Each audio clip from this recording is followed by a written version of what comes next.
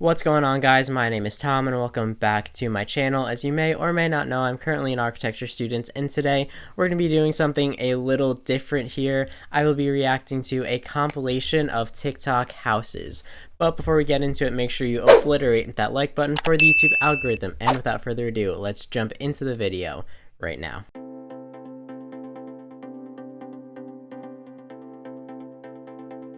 You know what that pool looks like? Okay, it reminds me of when you're going miniature golfing and there's water and they have a bridge and they have that fake turf over it. That's exactly what it looks like.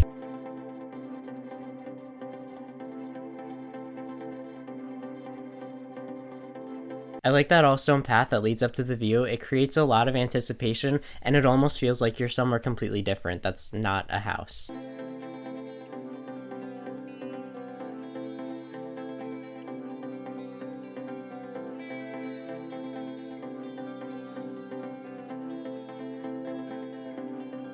I think they did a good job with this backyard. It's definitely emulating something a little more exotic with those rock formations and even down to the color of the water. Although it does look more like a resort than it does a backyard, but if you're going for that aesthetic, then they did a great job with it.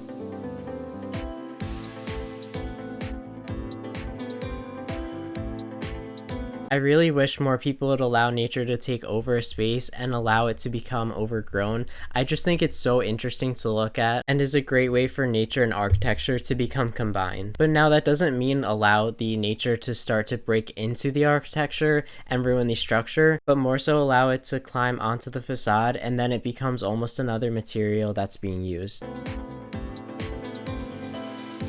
I also like the wood beams that are being exposed. That brings a lot of natural elements on the interior as well.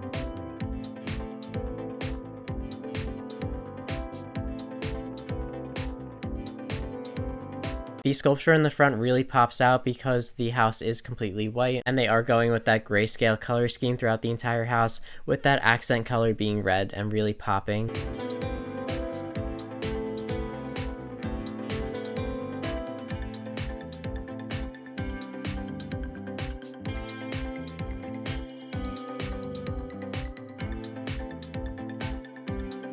That's actually a pretty big movie theater for a house, but I like the way it's set up because it's really taking into consideration the acoustics as well as the sightlines since it has that set down.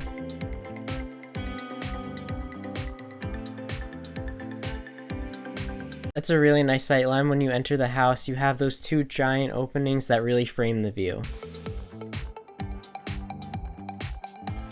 I like how they are doing that outside bar with that shading device, but it's not completely opaque, so it's still allowing some of the light to enter through.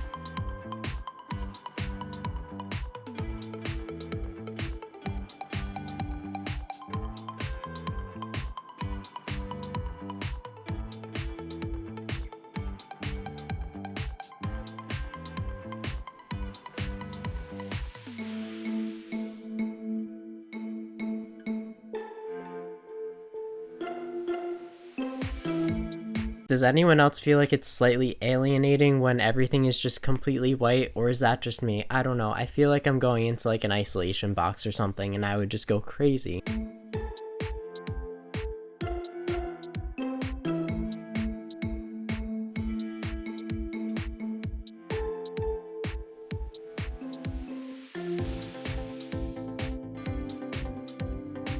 But on another note, they have those very high ceilings and there's a lot of natural light entering the space. So there is a lot of breathing room, but it's just really bright and I think I might need sunglasses if I was in the house.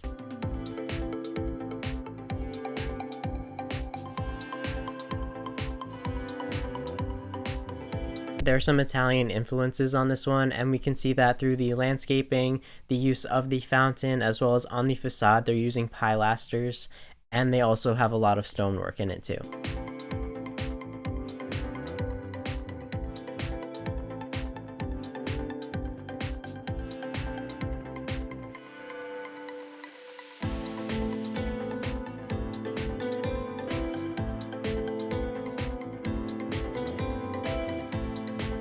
I'm getting very gothic and baroque vibes from this house just because of the high ornamentation on both the exterior and the interior, and they're utilizing those vaulted ceilings. It feels almost more like an art museum than it does a house. I personally couldn't live in something like this, but Again, if that's what someone's into, go for it.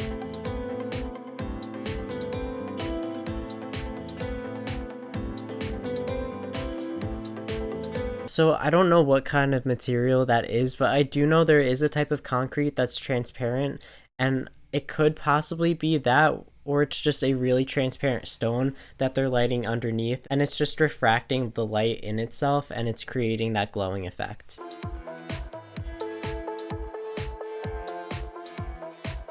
This is a renovation one. Let's see what it turns into.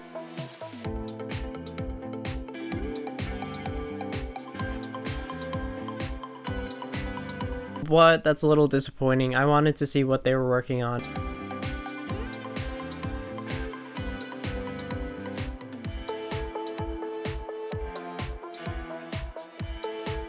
Before even looking at the interior, I can already tell that this is a classical house, mainly because of the symmetry. As soon as you see symmetry, it's associated with classicism.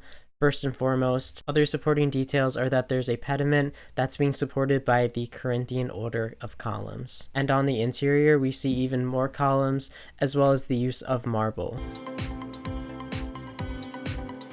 See, again, here we got that greenery being mixed with the architecture. I don't get how people don't like that.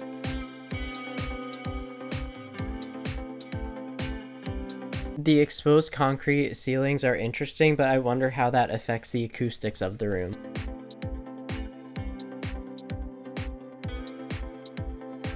But overall, that one was a really nice house. There's some great views, and I really like that there's access to the roof.